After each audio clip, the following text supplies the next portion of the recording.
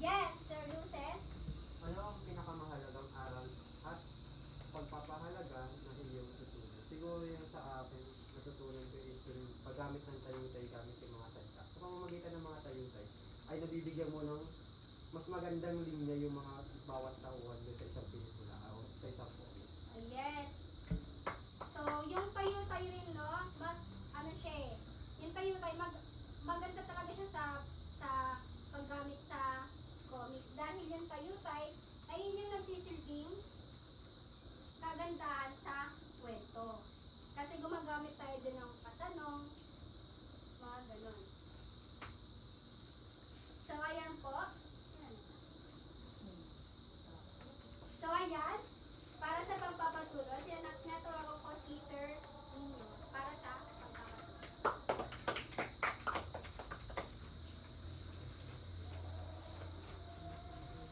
And maraming salamat sa iyo, Binibining Dawa. Ngayon, dumako naman tayo sa paglalahad.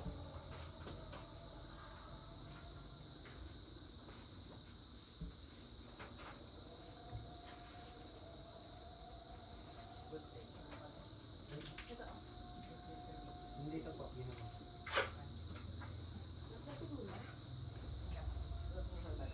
Kagapin mo lang, sige yan.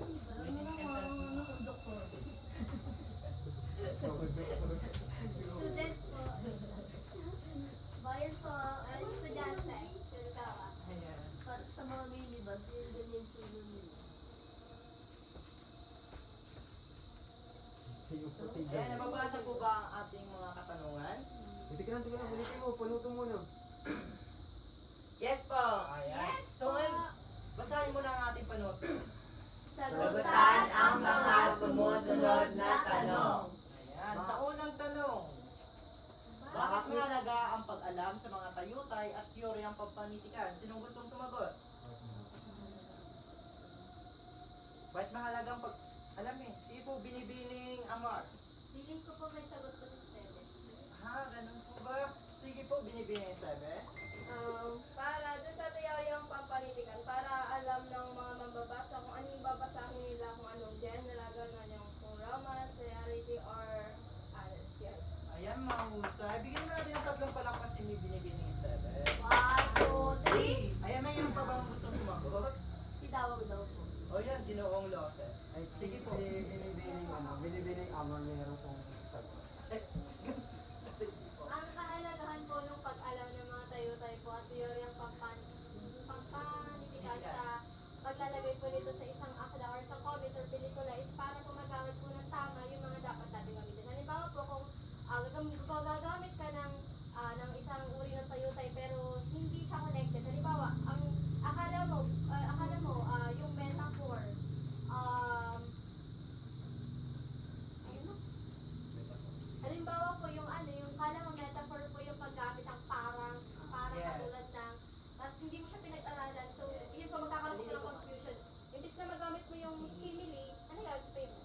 Ayan, mahusay, Binibining. Kasi po, Ginoong Gian. Bigyan naman natin ng dalawang palakpak. Bigyan mo natin ng tatlong palakpak si Binibining Amar. Ayan, para sa karagdagan, Ginoong Gian.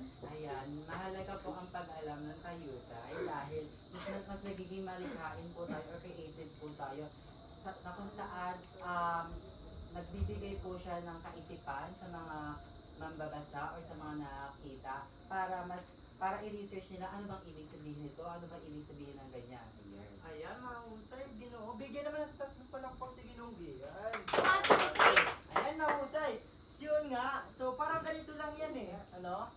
Kapag pupunta tayo sa isang lugar, hindi ba't kailangan mo natin manaliksik kung ano yung lugar na pupuntahan natin para malaman natin kung ano ba yung gagawin natin doon sa lugar na yun. Parang ganun lang din yung pag-alam natin sa mga tayutay para mayroon tayong karunungan kung sakaling pupunta man tayo sa isang lugar. At dito naman sa tayutay para alam natin kung paano natin gamitin, unawain ang isang pangungusap o isang kwento. Ayan.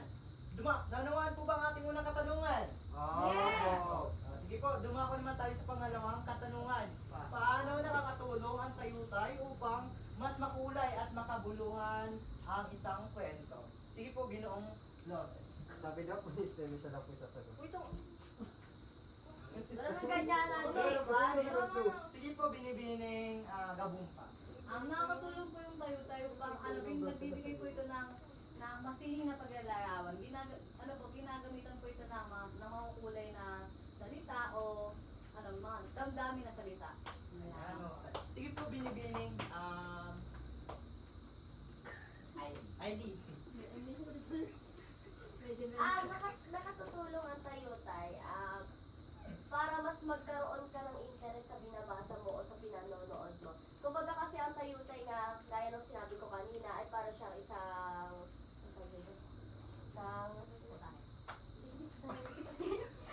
pampalasa. Yes, Kumbaga sa tama. putay, para siyang pampalasa. Kaya kung wala ang tayutay sa isang kwento o sa isang comics, ay parang walang kabuluhan ang iyong binabasa. Ayan mga yes. Binibining napakahusay yung kasagutan. Meron pa kasi bang magdaragdag? Sige po, binibining anak.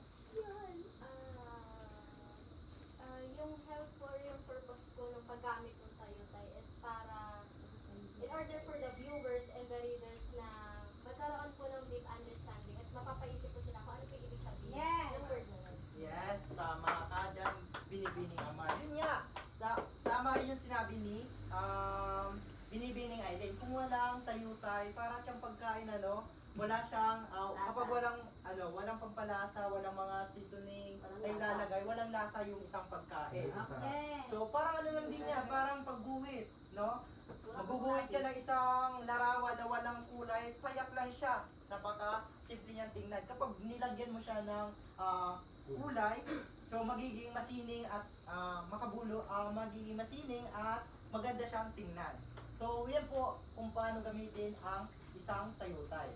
So, may katanungan po ba sa ating tinalakay? Kung wala na, wala nang karagdagan? Wala po! Wala na Okay, po. kung wala na ay hindi, dumako na tayo sa ating huling gawain, ang evaluasyon. Ngayon tatawagin ko si Binibining Amar. Okay, may katanungan po ba? Wala po! Ayan, dahil wala pong katanungan at halatang may natutunan po kayo sa ating talakayan ngayong araw, maglabas po ng 1/4 sheet of paper para sa ating May papel ba? Jeff, Uy, dami dinudukot po ito. sabi niyo ako number 2. Dami dinudukot. Letter A, 1. C. Ayun, salamat po sa pakikipag-kooperasyon. Yun lamang po at maraming salamat.